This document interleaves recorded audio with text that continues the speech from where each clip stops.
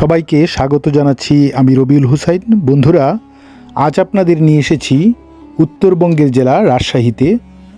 রাজশাহী সদর থেকে প্রায় 41 কিলোমিটার দক্ষিণ পূর্বে অবস্থিত বাঘা উপজেলায় রয়েছে বাংলাদেশের অন্যতম প্রাচীন স্থাপত্য নিদর্শন বাঘা জামে মসজিদ।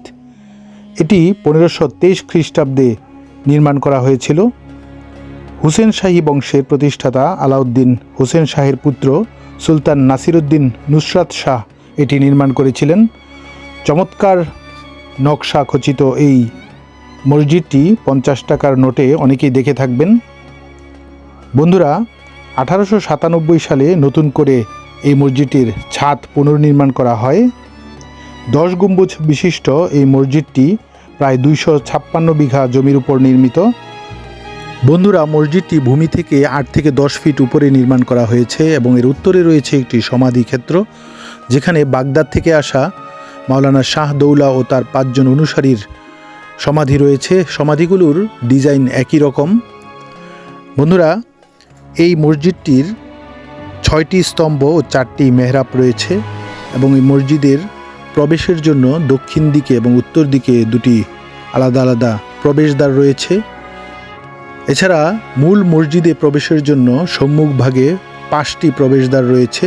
মসজিদটির গায়ে পোড়ামাটির ফলকের নানা ধরনের অলঙ্করণ রয়েছে, যেমন আম গাছ, লতা পাতা, শাপলা ফুল অঙ্কিত বিভিন্ন ধরনের ডিজাইন রয়েছে। আমরা এখন মসজিদের উত্তর দিকের সিঁড়ি দিয়ে নিচে নামব। এখানে দেখতে পাচ্ছেন বাঁ দিকে একটি কূপের মতো। এটি প্রত্নতত্ত্ব অধিদপ্তর থেকে খনন করা হয়েছে। মাটির নিচে একটি জলাধার উদ্ধার করা হয়েছে। এই জলাধারটি এখানকার রাজা এবং যে জমিদাররা ছিল তারা ব্যবহার করতেন বলে ধারণা করা হয়। বন্ধুরা, আমরা এখন মসজিদ থেকে নেমে কিছুটা উত্তর পূর্ব দিকে যাব। উত্তর পূর্ব দিকে দেখতে পাচ্ছেন চমৎকার একটি দিঘি। এই দিঘিটি প্রায় 52 বিঘা জমির উপর রয়েছে। দিঘিটির বিশেষ বৈশিষ্ট্য হচ্ছে এর চতুর্দিকে রাস্তা রয়েছে। সেই রাস্তা ধরে যে কেউ ভ্যান কিংবা বিভিন্ন ক্ষুদ্র যানবাহনে চড়ে ঘুরে আসতে পারেন এবং এর সৌন্দর্য উপভোগ করতে পারেন। এই দিঘি নিয়ে বিভিন্ন ধরনের মিথ রয়েছে।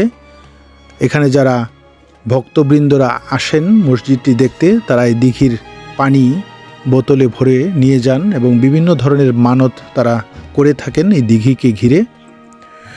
বন্ধুরা, এই দিঘিটি সেই মসজিদের সমসাময়িক সময়েই এখানে খনন করা হয়েছিল বলে ধারণা করা হয়। বন্ধুরা, মসজিদটির পূর্ব দক্ষিণে রয়েছে বাঘা দরগা শরীফ। এই দরগা শরীফের অভ্যন্তরে বেশ কিছু সমাধিসৌধ রয়েছে।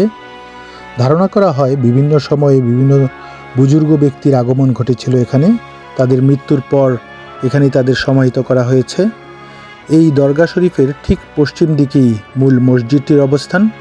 আমরা যে সিঁড়ি দিয়ে মসজিদ প্রাঙ্গণ থেকে নিচে নেমেছিলাম, সেই সিঁড়ি দিয়ে আবারও মসজিদ প্রাঙ্গণে আবার চলে যাব।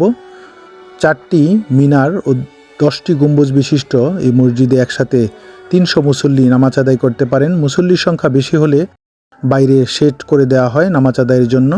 প্রতি বছর ঈদুল ফিতরের দিন থেকে 3 দিনব্যাপী এখানে বৃহৎ আকৃতির উরুস হয়ে থাকে। উরুস উপলক্ষে এখানে মেলা বসে থাকে।